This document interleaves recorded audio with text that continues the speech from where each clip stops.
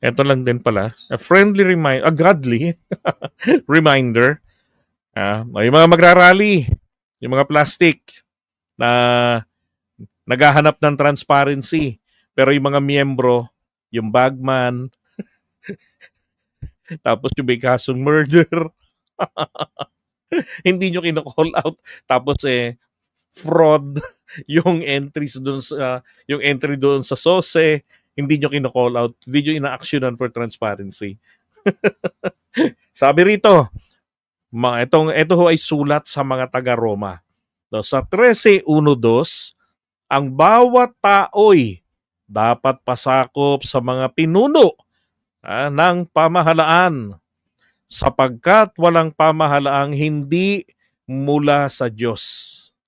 Yan.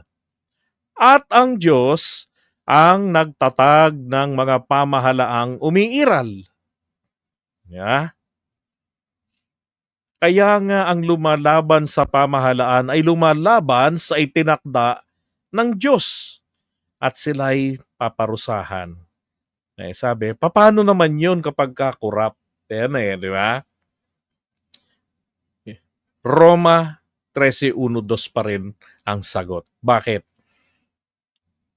Mula nung panahon ni na Aaron, ni na Miriam, mga kapatid ni Moses, while he's in Mount Sinai for I think 30 days, nandun siya sa Sinai. Yung mga tao, hinangad nila na magkaroon sila ng taong katulad rin nila na magiging leader nila, magiging hari nila, na siyang magbubuwis, maniningil ang buwis sa kanila at aalipin sa kanila. Ayaw nila na direkta ang Diyos ang magagabay sa kanilang buhay. So pinagbigyan ng Diyos. Kaya nga nagkaroon tayo ng botohan. Kaya nga sinasabi ang botohan ay sacred. Ibig sabihin, ito ay dapat po dumaan sa masusing pagkilatis. Sapagkat pag nailuklok mo na yan, may takdang panahon kung kailan ang pagbaba niyan. Diba? Ngayon, paano kung nakapagluklok kayo ng kurap? Pikit mata nyong binoto, nagnakaw, hindi nyo na matiis, hindi nyo pwedeng pabagsakin yan.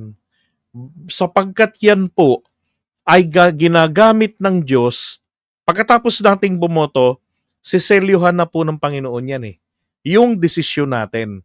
Selyado na ng Diyos yan. Pasok na yan dyan sa dos. Na kapag kinalaban mo yan, lumalaban ka sa kanyang itinakda. Kasi yung itinakda ng Diyos, yung pamahalaan, yung magpapalakad doon, tayo ang naghalal. Mula doon sa respeto na binigay ng Diyos sa kahilingan natin ng mga kanununuan natin nung araw pa. Na hanggang ngayon, binibigay ng Diyos yung freedom natin para pumili. Diba? Kaya kapag yung naging corrupt, sabi nyo nga, kinalaban mo, nako, ang mangyayari, kinakalaban mo yung itinakda ng Diyos at ika'y parurusahan. Diba? Kaya pag nakapaghalal tayo ng corrupt, for example, isang probinsya, naghalal ng corrupt na congressman, walang ginawa kung hindi magkuyakoy. Hindi pumapasok sa House of Representatives, diba? Makikipag-inuman, mambababae, kahit na, diba? Deserve nila yun. Kasi yun yung binoto nila walang mga proyektong nagagawa sa kanilang lugar.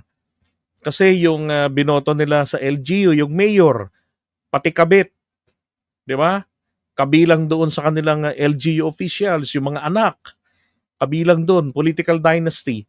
Hindi nagsipagtrabaho yung mga yan. Hindi mo pwedeng kalabanin yun. Irespeto mo yun hanggang matapos ang termino, huwag mo na uling iboto. Diba? So parusa ng Diyos sa atin ay kailangan nating tiisin ang epekto ng maling pagboto. ng maling desisyon. Kaya nga po ganun ka-sacred ang eleksyon. Alright?